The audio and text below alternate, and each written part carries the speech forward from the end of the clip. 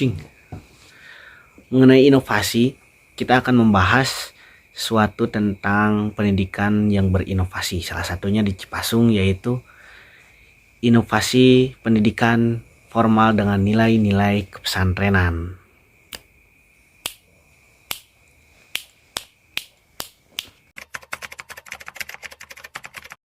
Pada tahun 1931, pondok pesantren Cipasung ini didirikan. Waktu itu santrinya itu berjumlah 40 orang, di mana sebagian santri ikut dari pesantren Cilengah dahulu Kiai Ruhyat pesantren, dan ada juga sebagian yang kalong atau hanya ngaji.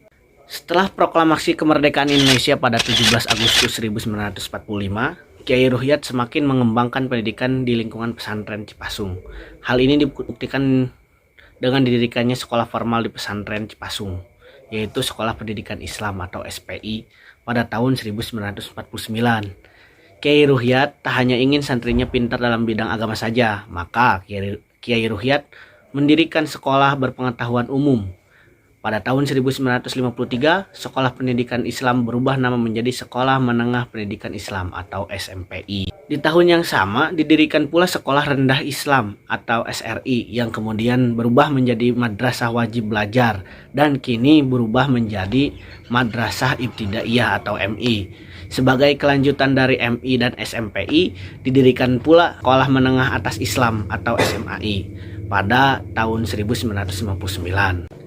Tak berhenti di situ, Kiai Ruhyat juga mendirikan dan membuka perguruan tinggi Islam atau PTI dengan Fakultas Tarbiyah pada tanggal 25 September 1965. PTI Cipasung ini merupakan perguruan tinggi Islam pertama yang dibuka di Jawa Barat, bahkan sebelum ada Universitas Islam Negeri Sunan Gunung Jati yang di Bandung.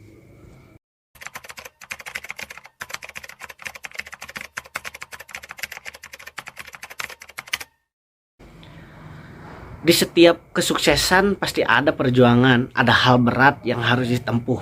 Hal itu pun sama dirasakan oleh Kiai Ruhyat.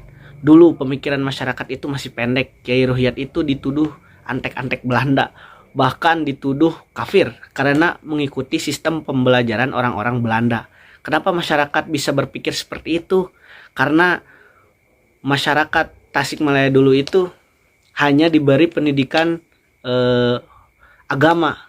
Jadi sangat lekat dengan agama, terutama dengan mereka dengan mengatasnamakan man tasyabbaha biqaumin fahuwa minhum. Barang siapa yang mengikuti kaumnya, dia termasuk kaum tersebut.